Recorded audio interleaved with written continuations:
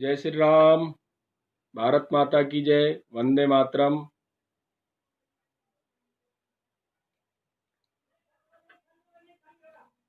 आप लोग जुड़ते जाइए और इसको शेयर भी करते जाइए। आपका स्वागत है, वंदन है, अभिनंदन है।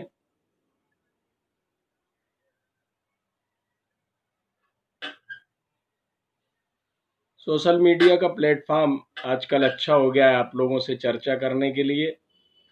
कुछ बातें अपनी आपसे अगर शेयर करना चाहते हैं तो बीच बीच में सोशल मीडिया के माध्यम से, फेसबुक लाइव के माध्यम से आपसे चर्चा हो जाती है। स्वागत है आपका।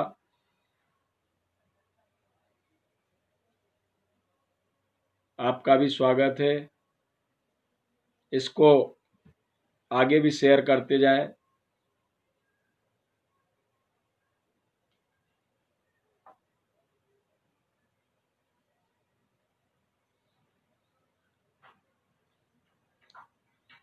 स्वागत, वंदन, अभिनंदन। संस्कृति बचाओ मंच मध्य प्रदेश, हिंदुत्व की बात हिंदुओं के साथ।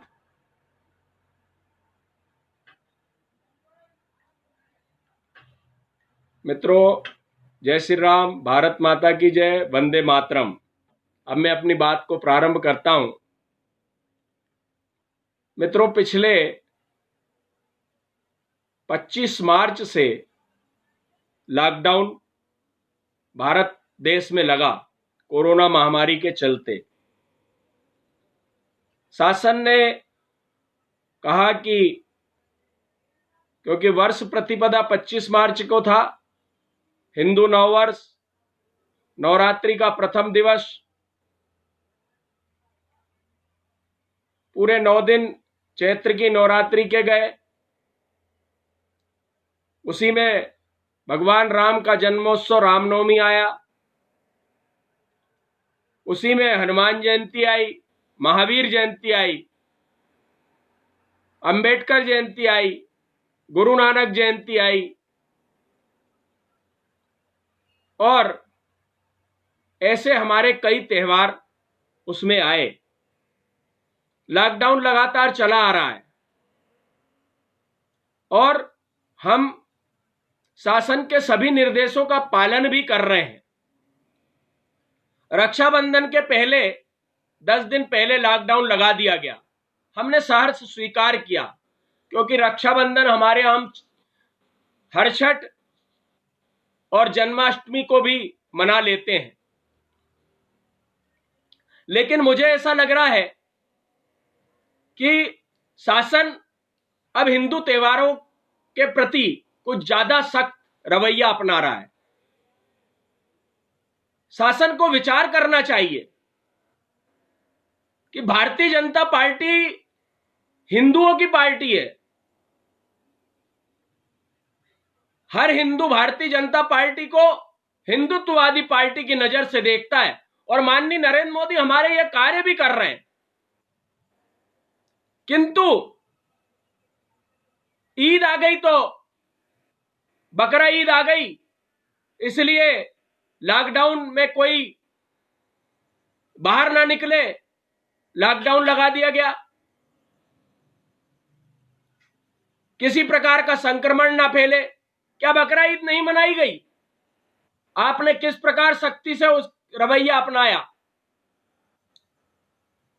भीड़ की भीड़ हमने जगह जगह देखी, कई वीडियो मेरे पास हैं। किंतु हम रक्षाबंधन के दिन अपने घरों में स्थिर रहे क्योंकि हम शासन के आदेशों का अक्षरशः पालन करते हैं। जगह जगह भोपाल में बैरिकेड लगा के जाम लगा दिया गया रक्षाबंधन के दिन। कोई बहन इस पार ना आ पाए, कोई भाई उस पार ना जा पाए, फिर भी हमने शासन के आदेशों की अवहेलना नहीं की। यहां तक कि कुछ घटनाएं तो ऐसी हुई, कोलार पर पूरा जाम। आप लोग के माध्यम से मैंने उसी समय लाइव चलाकर अपनी जागरूकता का परिचय देके जानकारी दी और शासन स्तर पर भी जानकारी दी। आधे घंटे में बैरिकेड हटाकर और चक्का जाम को खुलवाया गया। साध्वी प्रज्ञा सिंह ठाकुर, माननीय रामेश्वर जी, इन सभी लोगों ने उस कार्य में प्रयास किया और सहयोग प्रदान किया। हम शासन के कंधे से कंधा मिलाकर चलने को तैयार हैं। 22 अगस्त से गणेश उत्सव आ रहा है, लेकिन बीच में एक मुहर्रम आ गया है, तो मुहर्रम आ गया इसलिए गणेश उत्सव की अनुमति नहीं दी जाएगी। ये तो तर्क कहीं से समझ नहीं आता। मैं माननीय हमारे नरोत्तम भाई साहब से मिला, उनको ज्ञापन दिया। पूज्य साध्वी प्रज्ञा सिंह ठाकुर हमारी सांसद, उन्हें भी ज्ञापन दिया और उन्होंने आश्वस्त किया है वो प्रयास कर रहे हैं। लेकिन आए प्रतिदिन माननीय मुख्यमंत्री जी का वक्तव्य आ जाता है अपने घरों में गणेश उत्सव मनाए। परंपरा को नष्ट ना करने दिया जाए। हम तो सहर्ष लिखित में, आप अगर स्टाम्प पर बोलेंगे तो हम लिखित में देने को तैयार हैं कि अगर आप बोलेंगे कि गणेश उत्सव में 4 लोगों से अत्यधिक कोई ना हो तो हम 2 में भी स्वीकार करते हैं, 4 तो आप दूर की बात कर रहे हैं। लेकिन गणेश उत्सव परंपरागत सालों से चले आ रहे हैं। भोपाल के गणेश उत्सव, भोपाल के प्रथम गणेश जो कि चौक में विराजमान होते हैं, डोल 1100 समिति उसको विराजित करती है, और ये विघ्नहर्ता भगवान गणेश है। इनको तो माननीय मुख्यमंत्री शिवराज सिंह जी, आप स्वयं भी, हमारे भाई साहब बड़े उत्साह से बिठाते हैं, धूमधाम से उनको लेने आते हैं, विराजित करते हैं, अनुष्ठान कराते हैं, और उनका विसर्जन करने भी जब जाते हैं तो आप जगह जगह स्वागत द्वार, हम लोग स्वागत द्वार लगा के पुष्पमाला, पुष्प वर्षा करके स्वागत करते हैं और भगवान गणेश की विघ्नहर्ता की विदाई करते हैं। तब वो सारे विघ्नों को हरने वाले वक्रतुंड महाकाय सूर्यकोटि समप्रभा, ऐसे भगवान गणेश निर्विघ्नम कुर्मे देव सर्व कार्येषु सर्वदा, निर्विघ्न हर कार्य को संपन्न कराने वाले भगवान गणेश आ रहे हैं। सिर्फ मंदिरों से, सिर्फ धार्मिक स्थलों से कोरोना की उत्पत्ति हो रही है। संक्रमण फैलने की अगर आप बात करें तो बाजार जाके देखिए, बाजार में कितनी भीड़ है। शराब की दुकानें खुली हुई है, शॉपिंग मॉल खुले हुए हैं, सब खुला हुआ है। लेकिन सावन का महीना आया, सिर्फ 5 लोगों से ज्यादा मंदिर में लोग प्रवेश ना करें, भगवान को जल नहीं चढ़ाएं, प्रसाद वितरित नहीं करें, अभिषेक ना करें। गणेश जी यार, गणेश जी मत बिठाइए, घरों में बिठाइए। सिर्फ हमारे लिए इस प्रकार के नियम मुझे लगता उचित नहीं है। और माननीय मुख्यमंत्री जी से मैं निवेदन करूंगा, कल हम आपको ज्ञापन भी देने वाले हैं, माननीय मुख्यमंत्री जी को, माननीय उमा भारती जी को भी ज्ञापन देने वाले हैं। और हम ये प्रयास कर रहे हैं कि गणेश उत्सव हमारा निर्विघ्न संपन्न हो, आप परंपरागत तरीके से। अभी आपका आदेश जारी हुआ नहीं और पुलिस ने अपना ताबड़तोड़ रवैया, कठोरात्मक अपनाना प्रारंभ कर दिया। एसडीएम के यहां से आरआई चले आ रहे, तहसीलदार चले आ रहे, पुलिस का सम्मन जारी हो गया गणेश उत्सव समितियों को। इतनी बड़ी प्रतिमा आप सार्वजनिक गणेश नहीं बिठाएंगे, अगर बिठाएंगे तो 188 की कार्रवाई की जाएगी। क्यों आप हिंदू समाज को इस प्रकार से प्रताड़ित करने का शासन प्रयास कर रहा है? दूसरी तरफ आप जाएंगे तो आप, माननीय प्रधानमंत्री नरेंद्र मोदी जी कहते हैं आत्मनिर्भर भारत का निर्माण, आत्मनिर्भर भरिए। 600 मूर्तिकार हैं भोपाल में जो प्रजापति समाज के हैं, उसके अलावा अन्य भी, और कुशवा समाज के या अन्य लोग, बंगाली, ये लोग मूर्ति बनाते हैं। ये क्या खाएंगे? गर्मियों में इनका मटके का सीजन चला गया, नवरात्रि में इनके खप्पर नहीं बिके, लोगों ने जवारे अपने घर में जैसे तैसे बो लिए, जोत जला ली, लेकिन इनका तो रोजी रोटी के लाले पड़ गए। आज पहले कह दिया कि मूर्तियां बनाइए, आज 5-5 फीट की मूर्ति की पहले बात हुई थी, अब आप कह रहे 1.5 फीट की मूर्ति, तो क्या उनकी गर्दन काट के बना दी जाएगी? नहीं बना पाएंगे। मूर्तियों का समय कंप्लीट हो चुका, मट्टियां लग चुकी है, कलर होना बाकी और कई जगह तो कलर भी प्रारंभ हो चुका है। हमें नहीं समझ आ रहा कि किस प्रकार और किन के कहने पे हमारी हिंदूवादी सरकार इस कार्य को कर रही है। ये भारतीय जनता पार्टी की सरकार हमारी हिंदूवादी सरकार है। मैं स्वयं भी उसका एक कार्यकर्ता हूं, सक्रिय कार्यकर्ता हूं, लेकिन हिंदुत्व के लिए मुझे लड़ने की आवश्यकता पड़ रही है। मैं लड़ ऐसे नहीं रहा, मैं आपके समक्ष अपनी बातों को रख रहा हूं।